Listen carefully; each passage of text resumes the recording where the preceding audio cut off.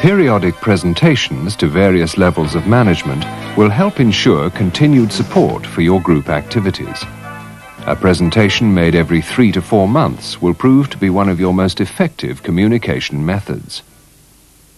Communication is the reason we conduct management presentations. Thus, the following guidelines will help the presentation to be more effective.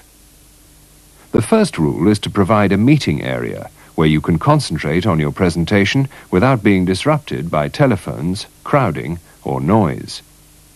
An agenda lists the sequence of topics to be followed. It should be provided to each attendee. In addition to the topics, the name of each speaker is indicated. Let your management see the techniques you have used. It makes a good impression, and your message will be better understood. The use of a variety of aids such as charts, slides, view graphs, handouts, and audio tapes can help present your story in an interesting way.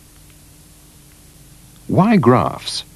They tell the story quickly, so that no time will be lost in explaining what you mean.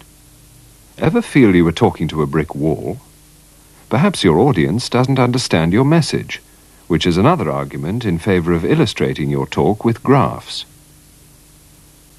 Words will tell your story, if you use enough of them and if your audience has the desire and the patience to read them. A graph cuts through these obstacles to deliver its message. Graphs can be classified into 4 basic groups. A milestone graph indicates planned objectives. As work is done, the bars are filled in.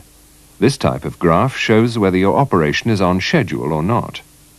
Record graphs, such as this seismograph machine, show past and current conditions. This is true whether the graph is prepared manually or by machine. Organization graphs display organization and reporting relationships. Statistical graphs are the most frequently used type of graph.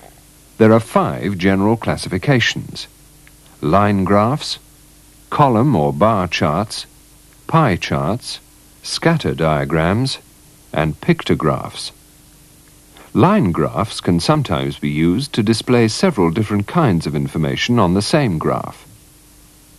We see bar graphs and column graphs everywhere.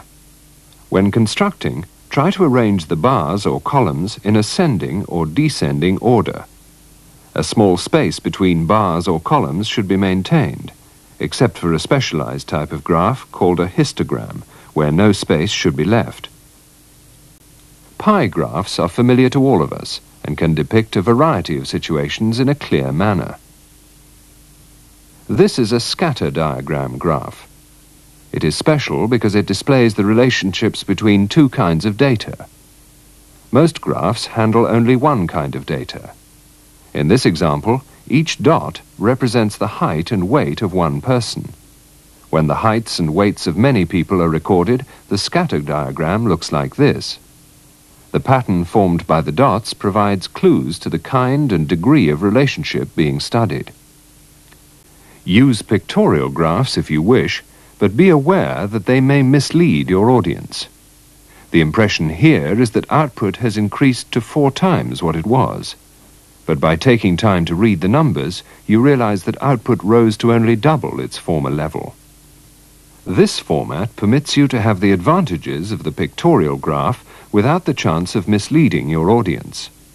The 3rd year illustrates how to use partial symbols. The kind of graph selected should quickly convey a clear message with a minimum of explanation. No 2 people are alike. The same word, in this instance camping, evokes completely different reactions. Know your audience and structure your presentation accordingly. Stay on course. Determine what your goal is beforehand and prepare your presentation with that in mind. During the presentation, keep your goal in mind and stick to your plan of presentation. Talk the other person's language. Explain what your group has done in terms of what is utmost in the minds of most managers. Quality improvements, cost reduction, and schedule improvements. Talk about your achievements. The goal of your presentation will most likely be to inform. Do not use it as an exercise in problem solving. Your greatest success will come if you emphasize what has been and is being accomplished. People in other organizations may have assisted in solving a problem in your area. If so, be sure to invite them to attend. Use this opportunity to thank them for their help. It makes you look good, makes them look good, and it ensures a continuation of a healthy working relationship.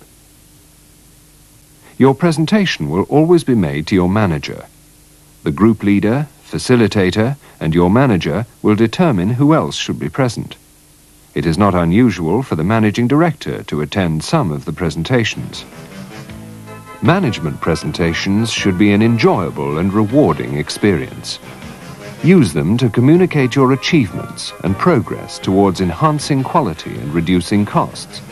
Demonstrate your knowledge of the techniques. Above all, enjoy this most important occasion.